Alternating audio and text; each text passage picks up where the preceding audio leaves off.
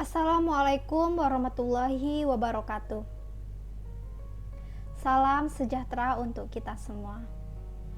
Perkenalkan, saya Sinar Kumalasari, mahasiswa program Magister Pendidikan Dasar di Universitas Terbuka UBJJ UT Samarinda. Pada kesempatan kali ini, saya akan membahas beberapa pertanyaan pada diskusi 1 mata kuliah MPDR 5302 Studi Komparatif Pendidikan Dasar di Berbagai Negara.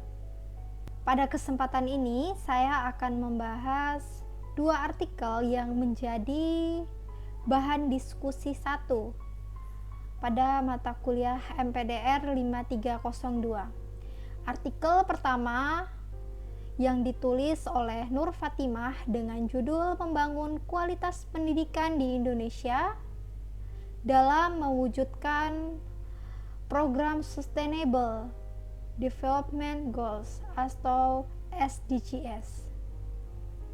Adapun inti dari artikel tersebut menekankan bahwa pendidikan berkualitas merupakan kunci tercapainya SDGs, sehingga dibutuhkan kebijakan pemerintah yang kuat serta dukungan penuh dari masyarakat. Dalam diskusi 1 mata kuliah MPDR 5302 terdapat 3 pertanyaan. Pertanyaan yang pertama, apakah permasalahan pendidikan dan hasil penelitian yang dibahas dalam artikel memiliki relevansi atau keterkaitan dengan kondisi nyata di SDN 005?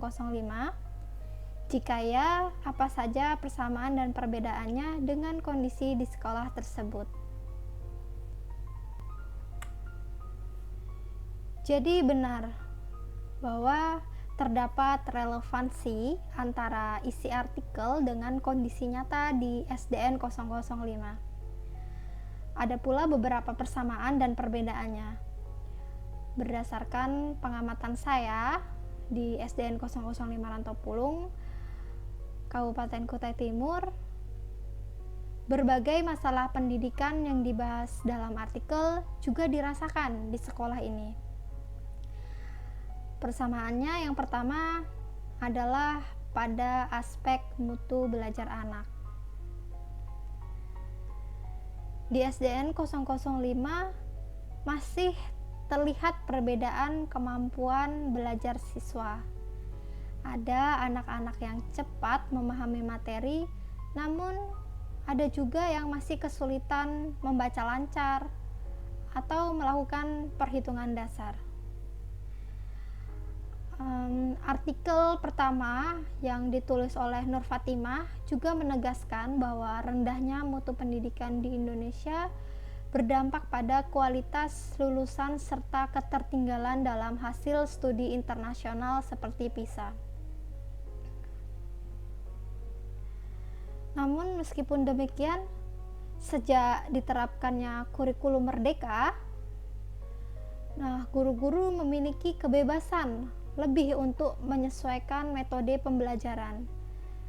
Misalnya melatih berhitung dengan mengukur luas kebun sekolah, atau dengan mengasah kemampuan membaca melalui kegiatan bercerita yang kemudian dikaitkan dengan pengalaman sehari-hari siswa. Persamaan yang kedua adalah terkait akses teknologi yang belum merata.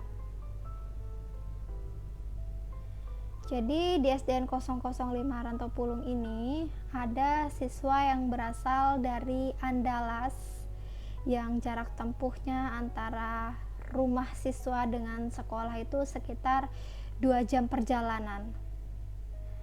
Nah, untuk fasilitas jalan di daerah Andalas itu jalannya masih tanah. Jadi saat musim hujan, kondisi jalan yang licin membuat sebagian siswa memilih tidak bersekolah. Kadang juga mereka milih sekolah, tapi kalau musim hujan seperti itu, kadang mereka terlambat untuk datang sekolah. Akhirnya untuk pembelajaran yang mereka terima tidak sepenuhnya karena terhambat dengan jalan yang rusak. Selain itu, jaringan internet di sekolah juga belum stabil. Meskipun di SDN 005 ini sudah ada bantuan jaringan internet dari Kominfo, tetapi kualitasnya masih terbatas. Internetnya hanya cukup untuk membuka aplikasi WhatsApp, tetapi belum memadai untuk membuka YouTube maupun internet. Seperti dalam pelaksanaan kegiatan ANBK, guru akhirnya mensiasati dengan menggunakan paket data pribadi melalui ponsel mereka. Persamaan ketiga yaitu terletak pada aspek fasilitas sekolah.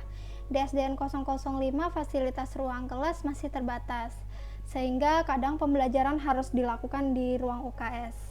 Untuk sanitasi dan air bersih kondisi sudah cukup layak, tapi untuk ruang kelas juga butuh perbaikan. Selain itu, koleksi buku perpustakaan masih terbatas dan alat peraga IPA maupun TIK belum lengkap.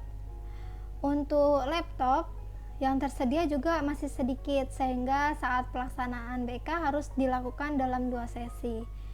Nah, kondisi ini sejalan dengan temuan Nur Fatimah yang menyoroti bahwa keterbatasan sarana prasarana menjadi salah satu faktor utama rendahnya kualitas pendidikan di Indonesia. Persamaan keempat adalah keterbatasan guru. Di SDN 005, distribusi guru belum merata. Ada guru yang harus merangkap mengajar mata pelajaran lain, seperti bahasa Inggris, karena guru khusus bahasa Inggris masih kurang. Temuan ini sesuai dengan hasil penelitian Burhan yang menyatakan bahwa di daerah pedesaan distribusi guru sering tidak sesuai dengan bidang keahliannya, sehingga pembelajaran menjadi kurang optimal. Nur Fatimah serta Handika pada kedua artikel tersebut sama-sama menekankan bahwa pemerataan distribusi guru serta peningkatan pelatihan guru merupakan kunci penting dalam upaya meningkatkan mutu pendidikan di wilayah pedesaan.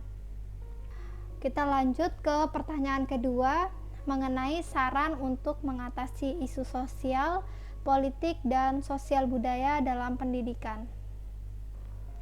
Menurut saya, isu-isu tersebut khususnya di daerah pedesaan seperti di SDN 005 Rantau Pulung tidak hanya menyangkut mutu belajar, akses internet, atau kesejahteraan guru, tetapi juga erat kaitannya dengan dukungan pemerintah, kebijakan pendidikan, keterlibatan masyarakat, serta budaya lokal juga memengaruhi cara anak belajar.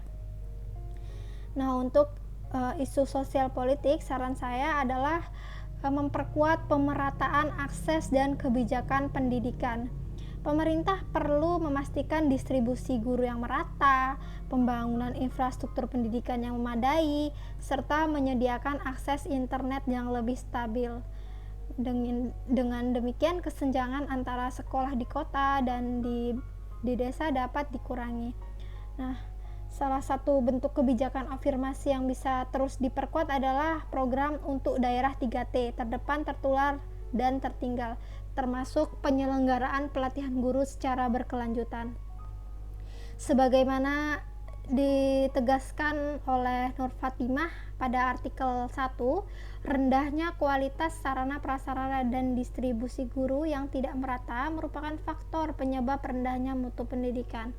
Karena itu, kebijakan pemerintah seperti sekolah satu atap maupun program SM3T diarahkan untuk memperluas akses pendidikan dan meningkatkan pemerataan layanan. Sementara itu, artikel kedua oleh Handika menyoroti hambatan geografis, keterbatasan infrastruktur, dan kurangnya guru berkualitas sebagai tantangan utama di pedesaan. Oleh karena itu, kebijakan publik yang berpihak pada pembangunan infrastruktur pendidikan, termasuk pembangunan sekolah, perbaikan sarana transportasi, dan peningkatan kualitas guru sangat penting untuk mengurangi kesenjangan regional.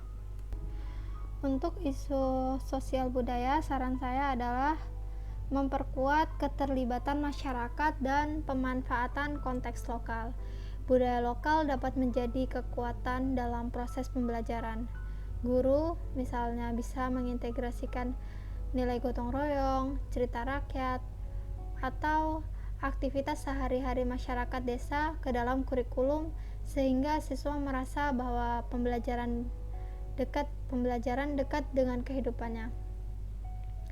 Sebagaimana dijelaskan pada artikel 1 bahwa peran masyarakat dan orang tua sangat penting dalam meningkatkan mutu pendidikan. Pendidikan tidak bisa hanya bertumpu pada kebijakan formal, tetapi juga perlu melibatkan komunitas lokal dalam pengembangan sekolah.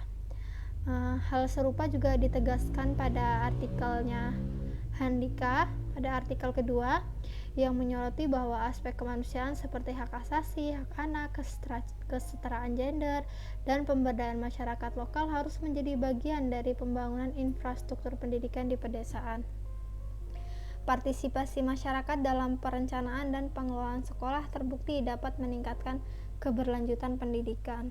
Dari sisi sosial politik, modul menekankan peran negara dalam menjamin hak dasar warga termasuk pendidikan. Hal ini sejalan dengan artikel Nur Fatimah yang menyoroti distribusi guru tidak merata, keterbatasan sarana dan kebijakan pemerintah yang belum optimal, serta artikel Handika yang menekankan pentingnya kebijakan publik dan investasi pendidikan di pedesaan untuk mengurangi kesenjangan kota dan desa. Kedua artikel tersebut memperkuat pemahaman modul bahwa politik negara dan kebijakan publik sangat menentukan mutu pendidikan dasar. Terus untuk sosial budaya, pada modul menjelaskan bahwa pendidikan merupakan bagian dari sistem nilai dan norma masyarakat. Pada artikel Nur Fatimah menekankan peran masyarakat dan orang tua dalam mendukung mutu pendidikan. Sedangkan pada artikel Handika menyoroti aspek kemanusiaan seperti hak anak, kesetaraan gender, dan pemberdayaan masyarakat lokal dalam pendidikan. Hal ini menunjukkan bahwa pendidikan tidak hanya soal teknis tetapi juga terkait erat dengan dinamika sosial budaya. Dengan demikian, modul memberikan kerangka teori sementara artikel memberikan contoh nyata penerapan dan tantangan pendidikan dasar dalam konteks sosial, politik, dan budaya. Baik, dengan demikian pemaparan singkat saya mengenai 3 pertanyaan pada sesi diskusi 1. Semoga apa yang saya sampaikan dapat memberikan tambahan wawasan dan saya sangat terbuka untuk masukan maupun diskusi lanjutan dari teman-teman semua.